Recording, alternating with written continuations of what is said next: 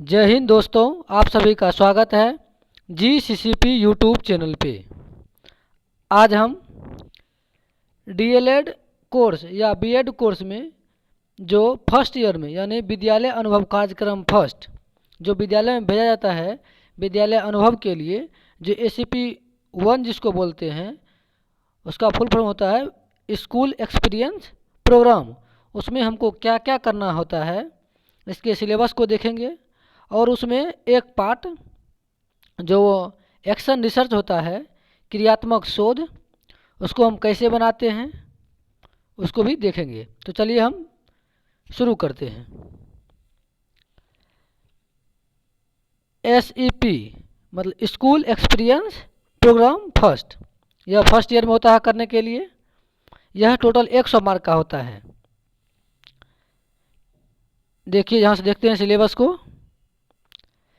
इसमें जो विद्यालय अनुभव कार्यक्रम फर्स्ट में जो गतिविधि करना होता है, इसमें 4 गतिविधियां हैं। पहला है कक्षीय शिक्षण व गतिविधियों का अवलोकन तथा विश्लेषण। इसमें हमको क्या करना होता है, एक डायरी बनाना होता है। विद्यालय में जाते हैं फर्स्ट रोज, पहले विद्यालय के बारे में जानते हैं, हमको कौन सा विद्यालय आवंटन हुआ है। विद्यालय में जाएंगे और वहाँ के सारे चीज़ को लिखेंगे, कितने शिक्षक है, कितने कैमरे हैं, इस सब के बारे में पहले लिखेंगे, ठीक, वह डायरी में। और जो है डायरी बनाना होता है और उसके बाद अवलोकन होता है करना, ठीक। दूसरा है एक्शन रिसर्च,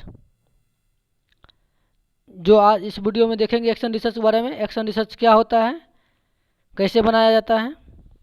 तीसरा है विद्यालय उन्नयन योजना, ठीक। जो विद्यालय जाते हैं वहाँ जो मौजूद संसाधन होते हैं, उस मौजूद संसाधन से हम विद्यालय में क्या उन्नति ला सकते हैं, उसमें क्या सुधार किया जा सकता है, यही होता है विद्यालय उन्नयन योजना। एक बनाना होता है, इसका एक रिपोर्ट, और जो अपने कॉलेज में अपने इंस्टीट्यूट में उसको सबमिट करना होता है। चौथा है विद्यालय में बच्चों से बातचीत का विश्लेषण। इसमें भी क्या करते हैं, बच्चों से बातचीत करते हैं और जो बातचीत करते हैं उसको बाद में क्या करते हैं, नोट डाउन करके अपने कॉलेज में सबमिट करते हैं। तो पहला जो है कक्षीय शिक्षण व गतिविधियों का अवलोकन तथा विश्लेषण, यह 30 मार्क का होता है। एक्शन रिसर्च, ये भी 30 मार्क का होता है। और विद्यालय उन्नयन योजना 20 मार्क का होता है। और विद्यालय में बच्चों से बातचीत का विश्लेषण, यह भी 20 मार्क का होता है। तो इसमें जो 30 मार्क का है ये एक्शन रिसर्च, क्रियात्मक अनुसंधान या क्रियात्मक शोध, इसको आज हम लोग इस वीडियो में देखेंगे। एक्शन रिसर्च क्या होता है, कैसे बनाया जाता है, किसके लिए होता है ये, इन सभी चीज़ों को आज हम इस वीडियो के माध्यम से देखेंगे। तो चलिए हम देखते हैं अब एक्शन रिसर्च को। तो देखिए लिखे हैं क्रियात्मक अनुसंधान, एक्शन रिसर्च, कलर चेंज कर लिए। क्रियात्मक अनुसंधान एक्शन रिसर्च का अर्थ क्या होता है, पहले इसको जानेंगे। एक्शन रिसर्च का अर्थ क्या होता है।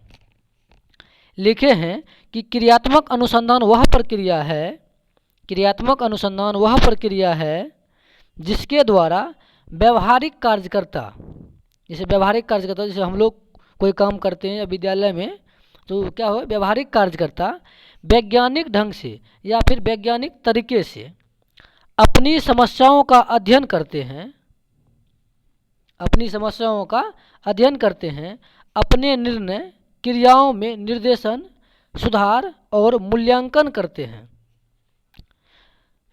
क्रियात्मक अनुसंधान कहलाता है। देखिए इसको फिर से देख लेते हैं, क्या है क्रियात्मक अनुसंधान। क्या कह रहा है, क्रियात्मक अनुसंधान वह प्रक्रिया है जिसके द्वारा व्यवहारिक कार्यकर्ता वैज्ञानिक ढंग से अपनी समस्याओं का अध्ययन, अपने निर्णय क्रियाओं में निर्देशन, जैसे कोई कार्य करे उसमें जो निर्देशन देते हैं, अपने क्रियाओं में निर्देशन, सुधार और मूल्यांकन करते हैं, तो वही क्या कहलाते हैं, क्रियात्मक अनुसंधान कहलाते हैं। चलिए इसको दूसरे शब्दों में कैसे बोलते हैं, आइए इसका दूसरा देखते हैं।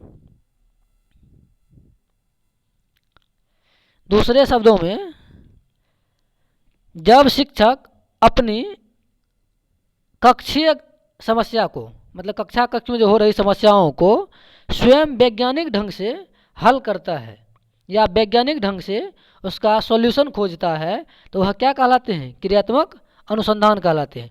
आप इसको अपनी भाषा में भी लिख सकते हैं, या हम जिस प्रकार से लिखे हैं आप इस हिसाब से भी लिख सकते हैं। अब जो है कुछ वैज्ञानिक के अनुसार जो इसका परिभाषा दिया गया वो देखिए। ब्रजमोहन दुबे के अनुसार, जो ब्रजमोहन दुबे हैं इसके अनुसार क्रियात्मक अनुसंधान का परिभाषा क्या है, इसको देखिए। क्या कह रहा है कि क्रियात्मक अनुसंधान व्यवस्थित खोज की क्रिया है।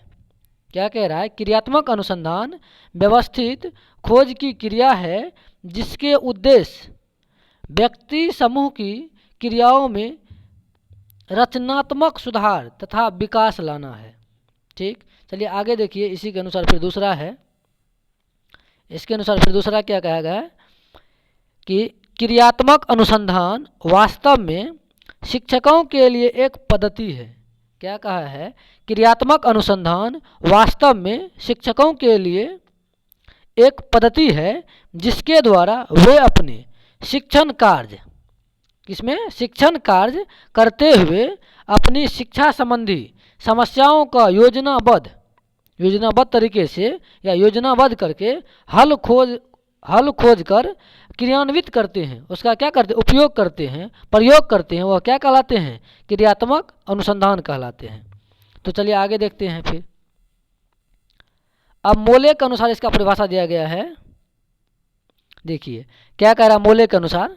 किसी एक के अनुसार आप लिख सकते हैं तो दोनों लिख सकते हैं, जैसा हो आपका इच्छा, इस हिसाब से आप लिख सकते हैं। आइए देखिए। शिक्षक के समक्ष उपस्थित होने वाली समस्याओं, शिक्षक के सामने क्या होंगे समस्या उत्पन्न, या जो कक्षा में पढ़ा रहे हैं उसमें कोई बच्चे नहीं समझ पा रहे हैं, या बच्चे शोरगुल कर रहे हैं, या कोई बच्चे डिसिप्लिन मेंटेन नहीं कर रहे, यही समस्या होंगे उत्पन्न शिक्षक के सामने। वही कह रहा है कि शिक्षक के समक्ष उपस्थित होने वाली समस्याओं में से अनेक तत्कालिक ही समाधान चाहते हैं। मौके पर किए जाने वाले ऐसे अनुसंधान जिसका उद्देश्य तत्कालिक समस्या का समाधान होता है क्या कहलाते हैं? एक्शन रिसर्च, क्रियात्मक अनुसंधान कहलाते हैं। कहने का अर्थ है कि शिक्षक के सामने जो चुनौतियां उत्पन्न होते हैं, शिक्षक क्या करते हैं? उसका एक तत्कालिक समस्या का समाधान खोजते हैं। कैसे? तो वैज्ञानिक तरीके से। वह क्या कहलाते हैं? एक्शन रिसर्च कहलाते हैं मोले के अनुसार। लिखे हैं, आप इस हिसाब से लिख भी सकते हैं, देख करके आप वीडियो को रोक करके आप लिख सकते हैं। चलिए आगे देखते हैं। आगे है कि क्रियात्मक अनुसंधान का महत्व। जो क्रियात्मक अनुसंधान है इसका महत्व क्या है? बताया गया है क्रियात्मक अनुसंधान एक ऐसी विधि है जो वर्तमान शिक्षा के क्षेत्र में उत्पन्न समस्याओं का वैज्ञानिक ढंग से अध्ययन करती है। क्रियात्मक अनुसंधान विद्यालय की तत्कालिक समस्याओं के समाधान हेतु विद्यालय की कार्य प्रणाली में परिवर्तन तथा सुधार करता है। इस क्रिया को इस प्रकार क्या कह रहा है? इस प्रकार स्पष्ट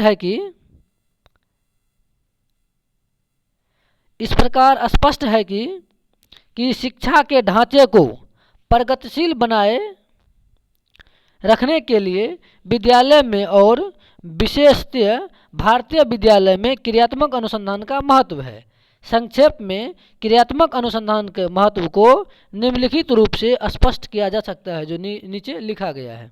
चलिए आगे देखते हैं क्या है क्रियात्मक अनुसंधान का महत्व।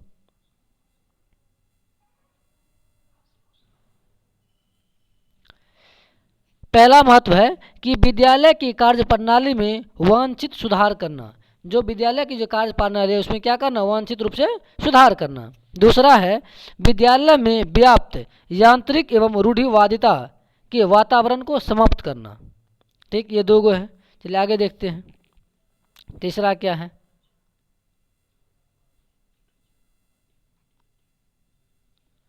तीसरा है कि शिक्षकों, प्रधानाचार्य, प्रबंधक एवं निरीक्षकों में वैज्ञानिक दृष्टिकोण विकसित करना। जो वहाँ के शिक्षक है, जो प्रधानाध्यापक है, वहाँ के जो प्रबंधक है और जो निरीक्षक है उसमें क्या करना? वैज्ञानिक दृष्टिकोण, वैज्ञानिक सोच विकसित करना, इसका उद्देश्य है। दूसरा देखिए, विद्यार्थी के सर्वमुख विकास के लिए विद्यालय की क्रियाओं का प्रभावकारी आयोजन। ठीक, चौथा है ये। अगला देखते हैं, आप इसको वीडियो को रोक करके आप लिख सकते हैं। शिक्षकों में आपसी सहयोग बढ़ाने एवं सहानुभूतिपूर्वक कार्य करने की भावना विकसित करना। इसका एक क्या उद्देश्य है कि शिक्षक में क्या करना, आपसी सहयोग बढ़ाना एवं सहानुभूति कार्य करने के लिए भावना विकसित करना। अगला है कि विद्यालय की उपलब्धियों के स्तर को बढ़ाने में सहायक। विद्यालय में जो उपलब्धियां हैं उसको क्या करना, बढ़ाना। चलिए आगे देखिए, आगे क्या है कि विद्यालय में सामाजिक कुशलता का विकास करने में सहायक। विद्यालय में क्या करना, सामाजिक कुशलता विकास करने में सहायक है ये। उसके बाद है कि देश की प्रगति में सहायक। इसका उद्देश्य क्या है, देश की प्रगति में सहायक। चलिए अगला देखिए, अगला है कि क्रियात्मक अनुसंधान के लाभ। क्रियात्मक अनुसंधान के क्या लाभ है। पहला लाभ है इसका स्थानीय तत्कालिक समस्याओं का तुरंत अध्ययन। क्या है, स्थानीय जिस स्थान पे आप है, जिस विद्यालय में है, उसके तत्कालिक समस्याओं का तुरंत अध्ययन आप कर सकते हैं इसके माध्यम से। आइए इसको देखते हैं, क्या दिया है कि क्रियात्मक अनुसंधान में स्थानीय तत्कालिक समस्याओं का ही अध्ययन किया जाता है। स्थानीय तत्कालिक समस्याओं का इतनी जल्दी अध्ययन किसी अन्य अनुसंधान पद्धति में नहीं की जाती है। जितना जल्दी कि हम इस क्रियात्मक अनुसंधान में करते हैं उतना जल्दी अन्य किसी अनुसंधान में हम नहीं कर पाते हैं। चलिए इसका आगे क्या कह रहा है लेकिन इसका क्षेत्र बहुत व्यापक है और विस्तृत इसीलिए है कि इसके अंतर्गत जहाँ जहाँ मनुष्य है वहाँ वहाँ की सभी प्रकार की तत्कालिक स्थानीय समस्याओं का अध्ययन सम्मिलित है। जहाँ जहाँ है, जहाँ विद्यालय है, जहाँ मनुष्य है, वहाँ क्या ये क्या है, तत्कालिक स्थानीय समस्याओं का क्या है, अध्ययन है। इतना ही नहीं, इसका अध्ययन क्षेत्र समस्याओं का निरीक्षण, सुधार और समाधान, समस्याओं के संबंध में नीति निर्माण तक विस्तृत है। चलिए आगे देखते हैं, इसका आगे है कि क्रियात्मक शोध के चरण है। क्रियात्मक शोध के चरण, एक्शन रिसर्च के स्टेप कितने हैं, तो एक्शन रिसर्च के कुल 8 स्टेप है। पहला है समस्या का चयन करना, ठीक। दूसरा है कि समस्या को परिभाषित करना। तीसरा है समस्या का सीमांकन करना। चौथा है समस्या के संभावित कारणों का पता लगाना तथा कारणों का विश्लेषण करना। जो समस्या आ रही है उसके क्या कारण है और उस कारण का पूरी विश्लेषण करेंगे, चौथा है। इसी का पांचवा है फिर क्रियात्मक परिकल्पना निर्माण। वो जो समस्या आई उसके समाधान के लिए हम क्या क्या क्रिया करेंगे, वही परिकल्पना निर्माण, ठीक। आइए छठा है अभिकल्प निर्माण एवं उपकरणों का विकास। उसको दूर करने के लिए जिस चीज़ की हमें ज़रूरत होगी, जिस उपकरणों का ज़रूरत होगी, हमें उसका क्या करना है, विकास करना है, उसका निर्माण करना है। और जो है सातवां है कि आंकड़ों का संकलन एवं विश्लेषण, ठीक। आठवां है उसका निष्कर्ष, विश्लेषण और निष्कर्ष। टोटल 8 है। चलिए देखते हैं इसका पहला चरण को, स्टेप बाय स्टेप देखेंगे। फर्स्ट स्टेप क्या है, समस्या का चयन करना। समस्या का चयन करना एक्शन रिसर्च में पहला काम है, फर्स्ट काम है क्या कि समस्या का चयन करना।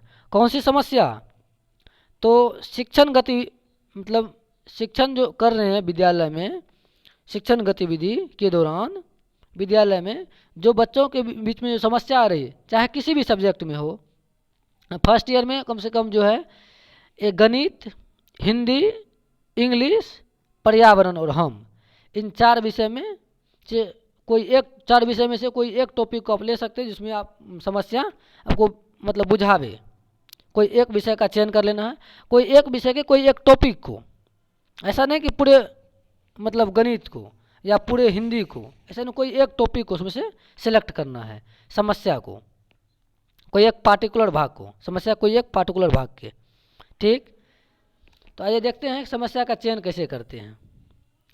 पहला है जो समस्या का जो चयन किए हैं, गणित के बच्चे को मापन की इकाई के प्रश्न को हल करने में कठिनाई। गणित के जो बच्चे हैं उसको क्या होते हैं कि मापन की इकाई जो चैप्टर है उसके प्रश्न को हल नहीं कर पाते, वो हल करने में उसे कठिनाई होती है। ठीक, ये हो गया समस्या का चयन। पहला काम क्या किए, समस्या का चयन कर लिए। अब आइए दूसरा क्या करते हैं, समस्या को परिभाषित करते हैं। ठीक, जो वह समस्या है वो कैसे है समस्या, कुछ बच्चों में है कि अधिक बच्चे में है कि पूरे विद्यालय में ही है, तो पूरे विद्यालय को नहीं, कोई एक पार्टिकुलर क्लास के कोई एक पार्टिकुलर भाग का होगा। ठीक, और ये देखते हैं दूसरा है क्या, समस्या को परिभाषित करना। तो समस्या को परिभाषित किस प्रकार करेंगे कि अधिकतर बच्चे मापन के प्रश्न को हल नहीं कर पाते हैं। ठीक, अधिकतर जो बच्चे हैं, जो समस्या है कि मापन की इकाई के प्रश्न उसको क्या करते हैं, हल नहीं कर पाते हैं।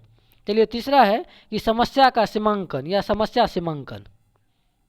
तीसरा स्टेप क्या है कि समस्या का सीमांकन या समस्या सीमांकन। ठीक, समस्या सीमांकन का अर्थ ये होता है कि जो समस्या है उसकी सीमाओं का अंकन करना। ठीक, कहाँ है, कैसे है, तो जिस विद्यालय में आप गए हैं उस विद्यालय का आप नाम लिखेंगे। जैसे यहाँ दिया हुआ है कि मध्य विद्यालय तरढिया के कक्षा 5, मतलब क्या है, कहाँ गए हैं उस विद्यालय का नाम, किस क्लास में है, 5 में है कि 4 में है कि 3 में है कि 2 में है। ठीक, कोई एक पार्टिकुलर क्लास में कक्षा 5 के बच्चे को मापन की इकाई के प्रश्न को हल करने में कठिनाई, जैसे आप हो सकता है कक्षा 4 के बच्चे हो, कक्षा 3 के बच्चे हो, कक्षा 2 के बच्चे हो जिसको जोड़ में प्रॉब्लम हो, तो वही आप टॉपिक ले लेंगे। ठीक, ऐसे लिख देंगे, समस्या का सीमांकन कर लेंगे। चलिए अगला देखते हैं, चौथा क्या है। चौथा स्टेप है कि समस्या के संभावित कारणों का पता लगाना तथा कारणों का विश्लेषण करना। ये जो समस्या आ रहा है, इसके संभावित कारण क्या क्या हो सकते हैं, इसको पता लगाएंगे विथ साक्ष्य, साक्ष्य के सहित, साक्ष्य के साथ। तो आइए देखते हैं कैसे इसका पता लगाया है। पहला जो लिखे हैं कि मापन की इकाई के अवधारणा को अच्छी तरीक़ा से नहीं समझ पाते हैं। ठीक, नहीं समझ नहीं पाते हैं बच्चे। हो सकता है इसका पहला कारण ये है कि बच्चे जो है मापन की इकाई के प्रश्न की अवधारणा को नहीं समझे, जिस कारण से वो इसके प्रश्न को हल नहीं कर पाते हैं। ठीक, इसका साक्ष्य क्या है, तो अभ्यास पुस्तकें, बच्चे का जो अभ्यास पुस्तकें हैं उसमें वो क्या करते हैं, अच्छे से नहीं, मतलब गलत सवाल करते हैं। उसका रीज़न क्या है कि बच्चे उसकी अवधारणा को नहीं समझे हैं। ठीक, आइए दूसरा साक्ष्य। दूसरा क्या है कि मापन की इकाई के बारे में स्पष्ट जानकारी नहीं रखता है। ठीक, जो मापन की जो इकाई है उसके बारे में बच्चे क्या करते हैं, स्पष्ट जानकारी नहीं रखते। इसका साक्ष्य क्या देंगे, साक्ष्य ये है कि विभिन्न प्रकार के मापन की इकाई के प्रश्न को पूछकर। ठीक, जैसे आप लिए हैं जोड़ टॉपिक प्लस, जो बच्चे जो है ना जोड़ की अवधारणा को नहीं समझते हैं, साक्ष्य यही होगा कि आप जोड़ दिए बनाने, बच्चे क्या किए, गलत कर दिए, जोड़ ठीक से नहीं बनाया, यही नहीं उसका साक्ष्य हुआ। साक्ष्य मतलब उसको कॉपी में देखे आप जोड़ जो गलती कर रहा है, या आप घटवे दिए, कुछ भी दिए। जैसे आप लिए हैं कि हिंदी में, हिंदी सब्जेक्ट में ही कि बच्चे त्रुटि करते हैं पढ़ने में या लिखने में, उसका साक्ष्य क्या है कि बच्चे का जो कॉपी है गिरी वर्क वाला उसको आप देखें, उसमें बहुत त्रुटियाँ मतलब आपको देखने के लिए मिला, ये क्या हुआ, उसका साक्ष्य हो गया। इसी प्रकार से यहाँ साक्ष्य लिए हैं कि विभिन्न प्रकार के मापन की इकाई का प्रश्न पूछ करके। ठीक, चलिए पांचवा स्टेप देखते हैं कि क्रियात्मक परिकल्पना निर्माण। क्रियात्मक परिकल्पना निर्माण कैसे करते हैं, अर्थात ये कहने का है, पांचवा स्टेप ये है कि ऊपर में जो समस्या आ रहा है उसको दूर करने के लिए हम क्या करेंगे जो समस्या दूर हो जाए। तो पहला जिसका लिए है, पहला क्या, यदि बच्चे को अधिक से अधिक मापन की इकाई की प्रश्न को हल करवाया जाए तो मापन की कठिनाई या इकाई के प्रश्न हल करने में जो समस्या आती है वह क्या होगा, दूर हो जाएगी। पहला आप ये भी दे सकते हैं, पहला में यदि बच्चे को मापन की इकाई की अवधारणाओं को स्पष्ट रूप से बताया जाए और समझाया जाए तो समस्याएं कम हो सकती है। पहला, इसको आप दूसरा दे सकते हैं। आइए अब फिर हम दूसरा क्या लिए हैं, दूसरा लिए हैं यदि बच्चों को अधिक से अधिक मापन की इकाई का उदाहरण देकर स्पष्ट तरह से बताया जाए तो मापन की इकाई के जो प्रश्न हल करने में कठिनाई आती है वह दूर किया जा सकता है। ठीक, हम दूसरा लिए हैं, आप इसको तीसरा में भी लिख सकते हैं। ठीक, यदि ये दोनों काम करेंगे तो हम ऐसा सोचे हैं, यदि ऐसा करेंगे तो क्या होगा, समस्याएं कम हो सकती है। ठीक, चलिए आगे देखते हैं। अब जो ये सोचे हैं इस पर काम भी करना है। तो छठा वही है कि अभिकल्प निर्माण एवं उपकरणों का विकास। अभिकल्प निर्माण में क्या करेंगे, देखिए क्रिया जो काम करेंगे, विधि, सामग्री उसमें क्या लगेगा और समय अवधि कितना कितना देना पड़ेगा। आइए पहला जो हम दिए हैं, बच्चों को दिए जाने वाले मापन की प्रश्न को तैयार करना। बच्चे को क्या करेंगे, मापन के प्रश्न को देंगे। ठीक। विधि में इस विषय के शिक्षक तथा हमारे सहपाठी के विचार विमर्श से। जो मापन की इकाई का जो प्रश्न बनाएंगे उसमें क्या करेंगे, जो वहाँ के शिक्षक होंगे और हमारे सहपाठी या हम ही होंगे तो उसके सहयोग से विचार विमर्श से बनाएंगे, उसको तैयार करेंगे क्वेश्चन को। सामग्री क्या, पाठ्य पुस्तक से लेंगे, नहीं समय अवधि इसमें अब अभी नहीं देना है। चलिए आगे देखिए। फिर इसका दूसरा क्या किए हैं, दूसरा है कि क्रियात्मक शोध हेतु कुल 18 प्रश्नों को तैयार करेंगे। आप 20 प्रश्न ले सकते हैं, 24 प्रश्न ले सकते हैं, जितना आपका इच्छा है, जिसमें बच्चे की समझ जाए उस चीज़ को करके मतलब वो जो कठिनाई है वो दूर हो जाए। तो हमने यहाँ क्या किए, टोटल 18 प्रश्न तैयार किए हैं। ठीक। समय सारणी तथा उस विषय के शिक्षक के सहायता से, वहाँ जो समय सारणी है उसके हिसाब से और वहाँ के शिक्षक है उसके सहायता से हम क्या किए, 18 प्रश्न को तैयार किए। और कहाँ से लिए हैं, तो पाठ्य पुस्तक तथा अन्य सहायक सामग्री से, पाठ्य पुस्तक से लिए हैं और कुछ अपने मन से भी या शिक्षक के मन से दिए हैं कुछ प्रश्न। ठीक। आइए तीसरा जो हम लिए हैं, अब इन प्रश्नों को क्रमवार से निर्धारित किया जाए। मतलब है कि अब जो ये प्रश्न बनाए हैं पहले क्या करेंगे, आसान वाला ऊपर में रखेंगे 1 नंबर में, और धीरे धीरे डिफ़िकल्टी लेवल क्या करेंगे, बढ़ाते जाएंगे। इस प्रकार से प्रश्न बनाएंगे। इसी में दूसरा क्या है, उस विषय के शिक्षक से सहायता लेकर, तो उस विषय के शिक्षक जो वहाँ के होंगे उससे सहायता लिए और अपने हिसाब से बनाए क्वेश्चन। ठीक है। चलिए आगे देखते हैं फिर आगे वाला क्या लिखे हैं।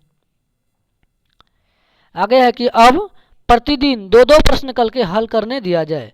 अब क्या करेंगे, प्रतिदिन 2-2 प्रश्न देंगे उसको हल करने के लिए। हमारे सहपाठी से समय सारणी, मतलब वहाँ जो है या तो हम देंगे या फिर हमारे सहपाठी होंगे वो देंगे। ठीक। टोटल कितने प्रश्न हैं, 18 प्रश्न हैं, 9 दिन चलेंगे। आइए पाँचवा देखते हैं। प्रथम क्रियात्मक परिकल्पना निर्माण में अभिकल्प सुझाव को क्रियान्वित करने हेतु प्रश्न के हल को विधिवत जांच करके छात्रों को प्रतिपुष्टि प्रदान करेंगे। मतलब जो प्रश्न जो तैयार किए हैं, जो वहाँ परिकल्पना जो निर्माण किए हैं कि बच्चे को क्या करेंगे, प्रश्न देंगे हल करने के लिए या उसके अवधारणा को समझाएंगे, उसके उदाहरण को देंगे। तो ऐसे ही क्या करेंगे, देंगे और उसको क्या करेंगे, विधिवत जांच करेंगे उस प्रश्न को, बच्चे सही कर रहे हैं या फिर गलत कर रहे हैं। सही कर रहे हैं तो कितने बच्चे सही कर रहे हैं और गलत कर रहे हैं तो कितने बच्चे इस प्रश्न को गलत कर रहे हैं। ठीक। आइए दूसरा हम लिखे हैं, उस विषय के शिक्षक तथा हमारे सहपाठी के सहयोग से। जो भी क्रियाएं होगी तो शिक्षक और हमारे सहपाठी या फिर हम ही अपने सहयोग से करेंगे। ठीक। चलिए आगे देखते हैं। इतना काम करने के बाद क्या करेंगे, आंकड़ों का संकलन करेंगे। आंकड़ों का संकलन ये हुआ कि हमने जो प्रश्न बनाया, कितने बच्चों ने उस प्रश्न का सही आंसर दिया, कितने ने गलत दिया, तो कितने % सही थे, कितने % गलत थे। चक्र वाइज, पहला चक्र, दूसरा चक्र, तीसरा और चौथा, स्टेप बाय स्टेप जो 1 सप्ताह किए। इस प्रकार से एक सप्ताह में उसका क्या रिजल्ट रहा, फिर दूसरे सप्ताह के लिए किए, दूसरे सप्ताह में विद्यार्थियों का क्या रिजल्ट रहा, फिर तीसरे सप्ताह में जाएंगे, तीसरे सप्ताह में विद्यार्थियों का देखेंगे क्या रिजल्ट रहा। ठीक। इस प्रकार से तो आइए आंकड़ों का संकलन एवं विश्लेषण जो करते हैं। चलिए आते हैं आंकड़ों का संकलन एवं विश्लेषण। हो सकता है कि थोड़ा मेरा जो वॉइस थोड़ा ज़्यादा तेज है, वैसे तो PDF में सब कुछ दिया हुआ ही है, आप PDF को रोक करके आप लिख सकते हैं। ठीक। यदि कहीं समझने में दिक्कत है तो फिर जो हम समझा रहे हैं इस हिसाब से आप समझ सकते हैं। तो चलिए देखते हैं, यहाँ चक्र दिया हुआ है, उसके बाद दिन बना लेंगे, ऐसे ही खका तैयार कर लेंगे। उसके बाद प्रश्नों को हल करने वाले बच्चों की संख्या, कितने बच्चे जिस प्रश्न को हल कर रहे हैं। उसके बाद है ये प्रश्न का हल गलत करने वाले औसत बच्चों की संख्या, जो प्रश्न के जो हल कितने बच्चे गलत कर रहे हैं उसकी संख्या। तो चलिए ठीक है। प्रथम चक्र में क्या किए, जो पहला जो है 33 बच्चे था उसमें क्या किए, 24 गलत किए। फिर दूसरा में 32 बच्चे ने दिया, फिर क्या किए, 20 बच्चों ने गलत किया। फिर तीसरा में क्या हुआ, 33 बच्चों ने दिया और फिर 19 बच्चे ने गलती किया। फिर चौथा में क्या हुआ, चौथे दिन में 34 बच्चों ने 34 बच्चों के लिए प्रश्न तैयार किया गया और उसमें क्या हुए, 34 बच्चों ने एग्ज़ाम दिया, उसमें से 18 ने गलत किया उस क्वेश्चन को। ठीक। आइए फिर देखते हैं इसको कैसे निकाले हैं कि मापन की इकाई के प्रश्न को गलत करने वाले बच्चों का औसत, ये जो गलत किया सबको जोड़ लिए और जितने बचे थे उसे क्या किए, भाग कर दिए। तो इसका क्या निकला 20.25, यानी कि 20.1/4% बच्चों ने क्या किए, इतने औसत बच्चों ने गलत किए प्रश्न को। ठीक, अब दूसरे चक्र में, ये तो पहला चक्र था, दूसरा चक्र में देखिए, दूसरा चक्र में क्या किए, फिर 5वां रोज जो है, 4 रोज तक पहला चक्र चला, उसके बाद फिर 5वां रोज दूसरा चक्र स्टार्ट होता है। दूसरा चक्र में क्या हुआ, 34 बच्चों ने एग्जाम दिए, मतलब वो प्रश्न बनाए, उसमें 16 बच्चों ने क्या किए, गलत किए। फिर छठा दिन 35 बच्चों ने भाग लिया, 15 ने गलत किया। फिर 7वां दिन 34 बच्चों ने भाग लिया, 11 ने गलत किया। फिर 8वां दिन 34 बच्चों ने भाग लिया, 9 बच्चों ने गलत किया। फिर 9वां दिन 34 बच्चों ने भाग लिया और 6 बच्चों ने गलत किया। इसका औसत देखते हैं कितने बच्चों ने गलत किया। इसका औसत निकल के आता है कितना, दूसरे चक्र में 11.4, इसका औसत आता है 11.4। पहला क्या था 20.1 मतलब 20.25। ठीक, इसी के हिसाब से था। इसका मतलब है कि औसत में क्या हुआ, सुधार आया, पहले ज़्यादा बच्चे गलत कर रहे थे, अब उससे कम हुआ है। चलिए तीसरा चक्र में, अब यहाँ 2 ही चक्र लिए हैं, 2 चक्र में क्या हुए, पहला हम देखें ज़्यादा बच्चे गलत कर रहे थे और उसके बाद क्या हुआ, यदि इस तरह फिर बढ़ाते गए तो उसके बाद क्या हुआ, कम हुआ, यही ना हुआ। यदि इस क्रिया को क्या किया जाए, दोहराया जाए, बार बार किया जाए तो क्या होंगे, समस्याएं कम हो सकती है। ठीक, आइए अब जो है इसका विश्लेषण जो लिखे हैं उसका देखिए किस प्रकार लिखे हैं। विश्लेषण है इसका, जिस प्रकार से प्रथम चक्र में मापन की इकाई के प्रश्न के गलत करने वाले बच्चों का औसत 20.25 है और दूसरे चक्र में प्रश्न के हल को गलत करने वाले बच्चों का औसत 11.4 है। इस आंकड़े से यह पता चलता है कि प्रश्न को हल करने में जो कठिनाई आ रही है या आ रही थी उसमें बहुत ज़्यादा कमी आई है। पहले 20 बहुत बच्चे गलत कर रहे थे, यानी औसत कितना थे 20 थे, बाद में घट के कितना हो गया 11 हो गए, तो कमी आई है।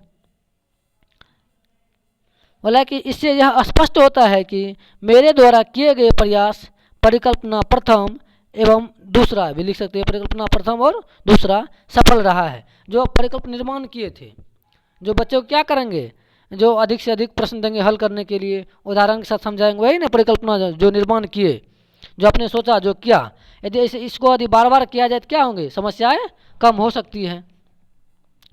आइए इसका निष्कर्ष जो लिखे हैं, निष्कर्ष है कि शोध के पूर्व और पश्चात, मतलब जो शोध कर रहे थे, रिसर्च जो कर रहे थे, इससे पूर्व और पश्चात की स्थिति का तुलना करने से स्पष्ट होता है कि बच्चों को मापन की इकाई के प्रश्न को हल करने में होने वाली कठिनाई बहुत हद तक कम हुआ है। अगर इस क्रिया को बार बार दोहराया जाए तो कठिनाई को पूरी तरीक़ा से समाप्त किया जा सकता है। ठीक, यहाँ जाके क्या होता है, समाप्त हो जाता है। यही निष्कर्ष है। आशा है कि आपको यह वीडियो अच्छा लगेगा। आप इस PDF को रोक करके आप क्या करते हैं, नोट डाउन कर सकते हैं। ठीक, या वीडियो को देखिए पूरा, आप इस हिसाब से इसको देख करके आप इसका स्क्रीनशॉट भी ले सकते हैं। चलिए हम ऊपर से नीचे कर देते हैं, इसका स्क्रीनशॉट अभी ले सकते हैं। स्क्रीनशॉट ले करके आप इसको रख सकते हैं और इसका लिख सकते हैं, या फिर हमारे टेलीग्राम चैनल से जुड़ करके वहाँ से भी आप ले सकते हैं आप इसको PDF को। इसी तरह जो है और सब सब्जेक्ट का, कोई मैथ का बनाएगा तो कोई इंग्लिश का, कोई हिंदी का, सारे सब्जेक्ट का हम चढ़ा देंगे। उसके बाद डायरी कैसे लिखते हैं, अवलोकन डायरी, उसको भी चढ़ा देंगे, वीडियो बना के डाल देंगे। उन्नयन योजना और बच्चों से बातचीत का विश्लेषण, या तो उसका वीडियो बना देंगे या तो फिर PDF ही प्रोवाइड करवा देंगे, आप देख लीजिए। चलिए आधा घंटा की वीडियो बना है। इस वीडियो को देखने के लिए बहुत बहुत धन्यवाद। थैंक्स। जय हिंद।